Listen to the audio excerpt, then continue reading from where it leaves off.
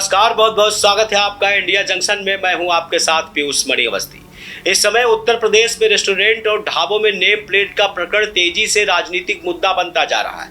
विपक्ष योगी के इस फैसले पर उंगली उठा रहा है, तो वहीं इसके उलट विपक्ष हिमाचल में बीजेपी के इसी फार्मूले को लागू करना चाहता है।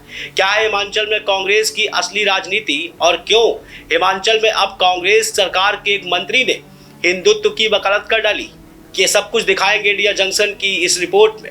हिमाचल में चला योगी का गुरुमंत्र। उत्तर प्रदेश की तरह अब हिमाचल में भी हर भोजनालय और फास्ट फूड की रेहड़ी पर दुकान मालिक की आईडी लगाई जाएगी, ताकि लोगों को किसी भी तरह की परेशानियों का सामना न करना पड़े। हिमाचल प्रदेश सरकार में मंत्री विक्रमादित्य सिंह ने सोशल मीडिया पर इस फैसले की जानकारी दी है। इसके बाद सवाल उठ रहे हैं कि हिमाचल की कांग्रेस सरकार योगी आदित्यनाथ के एजेंडे पर क्यों आगे बढ़ रही है। अभी हाल ही में उत्तर प्रदेश के मुख्यमंत्री योगी आदित्यनाथ ने रेस्टोरेंट और ढाबों में नेम प्लेट लगाए जाने के लिए अधिनियम तक चेंज किए जाने की बात की थी। इसके बाद यही असर उत्तर प्रदेश से होकर अब हिमाचल तक क्यों पहुंच गया, और आखिर हिमाचल प्रदेश में उत्तर प्रदेश की राजनीति का फंडा क्यों चलाया जा रहा है, ये सब कुछ आज की इस रिपोर्ट में हम आपको दिखाएंगे भी और बताएंगे भी। लेकिन उससे पहले हिमाचल प्रदेश के धार्मिक समीकरण पर एक नज़र डाल लेते हैं। दरअसल हिमाचल प्रदेश में हिंदुत्व की सियासत नई करवट ले चुकी है।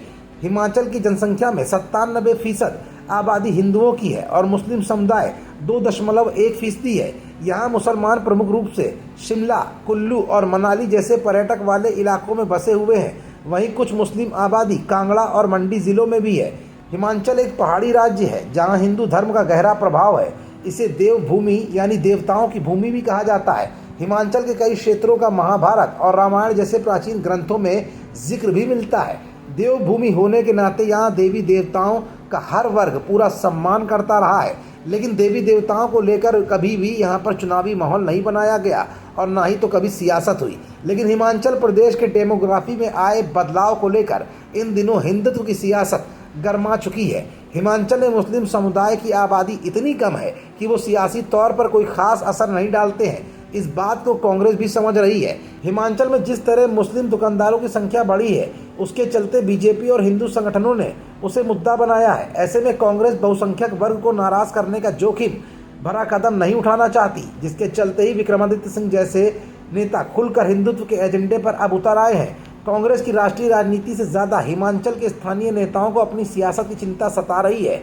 तो अब तक आपको भी ये साफ हो चुका होगा कि कांग्रेस भी हिंदुत्व के एजेंडे पर भाजपा का अनुपालन करने में हिमाचल में क्यों जुटी हुई है। क्योंकि हिमाचल में हिंदुत्व की अलग जगाने वाला हिंदू अगर कांग्रेस से रूठ गया तो कांग्रेस के लिए रास्ता निकाल पाना बेहद कठिन होगा।